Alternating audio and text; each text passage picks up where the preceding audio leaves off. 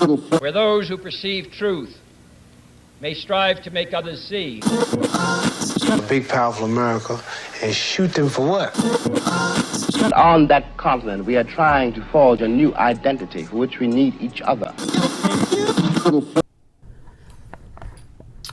When it comes to a renaissance, it's important to understand that this time period will require something of you. Now, this will usually come in the form of a transformation of oneself in most cases.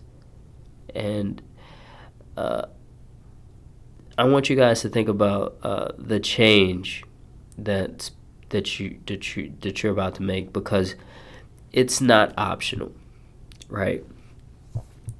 You don't necessarily have a choice in the matter of change or of experiencing change. And when it comes down to the idea of a renaissance, there are things and ways in which you could contribute to society that will echo well past your lifetime. People in the future will study today the same way we study the Italian Renaissance. And you may not realize it, but Italy's Renaissance came right after the Black Death Plague. And for those that don't know, this was something that killed large swaths of the population. And when it comes down to stress,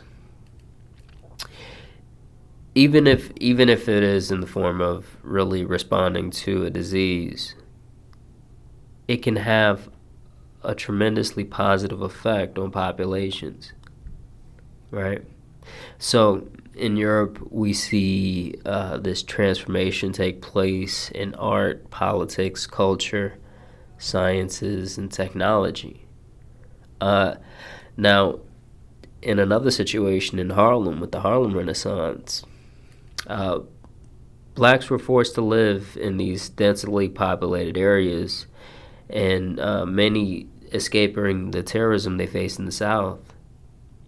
And the result here was a transformation in the art and the literature. Now, what I'm saying is that it would appear we're going through our own renaissance. And it seems like this renaissance is something that will dwarf the others that came before it. And the question is how are you going to contribute to this coming change? Will it be art, technology, science, spirituality? There's a lot to be said, because it's rumored that Egyptians lasted for thousands of years, but if you ask anyone,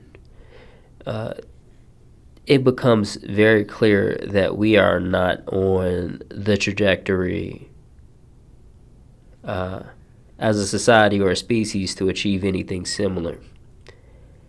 And many of you may think, who am I to make such contributions to society? But the fact is, if you're listening to this message, you should at least appreciate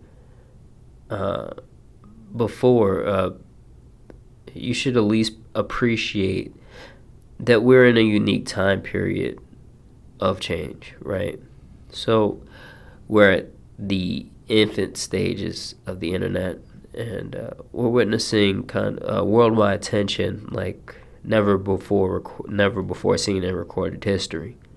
And people are actively looking for a better way to exist.